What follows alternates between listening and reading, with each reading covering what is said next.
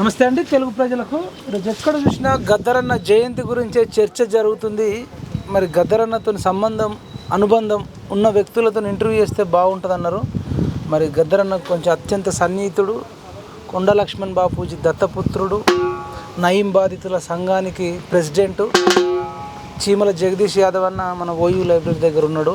అన్నతో ఒక 5 నిమిషాల్లో గద్దరన్నతో ఉన్న అనుబంధం, గద్దరన్న ఏం చెప్పేటోడో అడుగుదాం. అన్న నమస్తే. నమస్తే.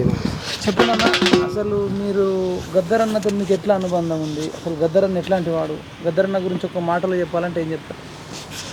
గద్దరన్న అనే ఒక శబ్దమే ఒక ఉద్యమం.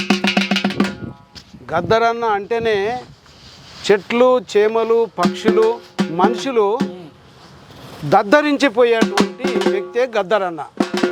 ఈ గద్దరన్నకు నాకు చాలా సంబంధాలు ఉన్నాయి.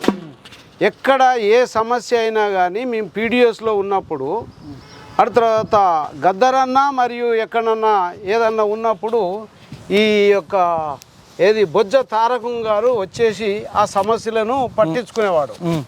నాగయ్య అని ఎస్సీ కార్పొరేషన్కు చైర్మన్గా ఉన్నాడు. బొజ్జ తారకం, జేబీ రాజు, వీళ్ళు మాతోటి వచ్చేసి ఏ సమస్యలు ఉన్నా కానీ మాతోటి కలిసి పంచుకునేవారు. అయితే ఒకసారి నేను గద్దరన్నతోటి ఇబ్రహీంపట్నం అనే స్థానికంగా పోరాటం చేస్తూ ఒక 60 ఊర్లలో యువజన సంఘాలు, మహిళా సంఘాలు, రైతు సంఘాలు ఏర్పాటు చేసుకొని అక్కడ ఉన్న సమస్యలను నేను బయటికి తీస్తున్న సమయంలో అక్కడున్న భూస్వాములు, అక్కడున్న పెత్తందారులు, అక్కడున్న దొరలు వీళ్ళని పీడిస్తూ ఉన్నటువంటి తరుణంలో గద్దరన్నతోటి నేను అక్కడ ఒక మీటింగ్ పెట్టాలి ఇబ్రహీంపట్నంలో అని. అప్పుడు మేము సుమారు 83లో నేను గద్దరన్నతోటి కలిసి నేను గిట్లా పెట్టాలన్నా అంటే, అరే బాబు నువ్వు ఎక్కడ నుంచో వచ్చావు, ఇది రాచకొండ గుట్టలు, ఈ గుట్టలంటే ఏమనుకుంటున్నావు, ఆ గుట్టలలోనే మన వాళ్ళు ఉండేవారా ఎక్కడ సార్ అనుకుంటా నన్ను రండి సార్ లైబ్రరీ కాడికి చాలా దగ్గర తీసుకున్నాడు. లైబ్రరీ కాడికి రండి. అయితే ఆ సమయంలో రండి సార్ లైబ్రరీ.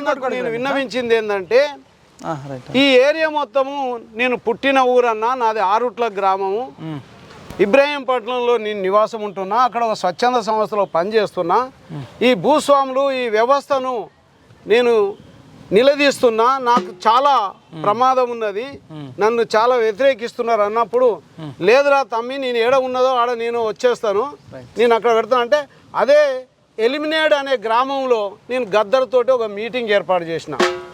ఎలిమినేడ్ అనే గ్రామం, అక్కడ ఆ ఊరు దొర మంచిరెడ్డి కిషన్ రెడ్డి నాన్నగారు ఒక 3000 ఎకరాలు కబ్జా పెట్టిండు. గవర్నమెంట్ ల్యాండ్ 3000 ఎకరాలు పెట్టి అది కంచె. ఆ కంచెని తీసుకొని ఆయన ప్రజలకు, రైతులకు, ఆ తర్వాత ఈ గొర్రెల కాపర్లకు డబ్బులు తీసుకొని ఇచ్చేవాడు అనమాట. ఒక్కొక్క 5 ఎకరాలు 3 ఎకరాలు అట్లా ఇచ్చేసి మేపురానికి, గడ్డికి. చివరికి ఆ ల్యాండ్ మొత్తం ఈయన కబ్జాలో పెట్టుకొని ఉంటే దాన్ని మేము విడిపించేసి ప్రజలకు పంచాలనే ఉద్యమం మొదలుపెట్టినాం. అక్కడ గద్దరన్న తీసుకొచ్చి మీటింగ్ పెట్టేసేసి ఆ యొక్క పెత్తనం, దొరల పెత్తనం, ఇలా హింసిస్తున్నటువంటి వ్యవస్థను మాట్లాడిపించింది. అయితే అక్కడ నుంచి మా యొక్క ఉద్యమం అనేది ఆయనకు నేను దగ్గర అయినా, ఏ సమస్య అయినా వచ్చింది, అలాంటి వ్యక్తి ఏ ప్రభుత్వం వచ్చినా నిలదీసేవాడు. ప్రభుత్వంలో చివరికి మన కేసీఆర్ ప్రభుత్వంలో కూడా ఉన్నట్టు మాట్లాడి తెలంగాణ ఉద్యమానికి గద్దరు పాటతోటే తెలంగాణను బయటికి తీసుకొచ్చినటువంటి వ్యక్తిలో ఆయన. అయితే నేను అక్కడి నుంచి మన కొండ లక్ష్మణ్ బాపూజీ గారి దగ్గరికి వచ్చినప్పుడు కూడా గద్దరన్నని, మందకృష్ణ మాదిగని, బెల్లే నాయక్ని, ఆ తర్వాత దయాకర్ గారిని, వీళ్ళనందరిని పిలిపించి మమ్మల్ని కమిటీగా చేసి ఏ తెలంగాణ ఉద్యమాన్ని తెచ్చుకుంటేనే మనకు ఒక మార్గం ఉంటుంది, ఈ దొంగల వ్యవస్థను మనం నిలదీసిన వాళ్ళం అవుతాము, తప్పనిసరిగా మనకు తెలంగాణ కావాలని కొండ లక్ష్మణ్ బాపూజీ వీళ్ళందరికీ చెప్తే దానికి నేను నాయకత్వం వహించి ఈ ప్రజా సంఘాలను ఏకం చేసి ప్రజల ఉద్యమాన్ని నేను ముందుకు తీసుకుపోవడం జరిగింది.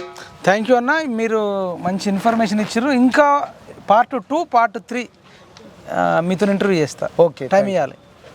Thank you.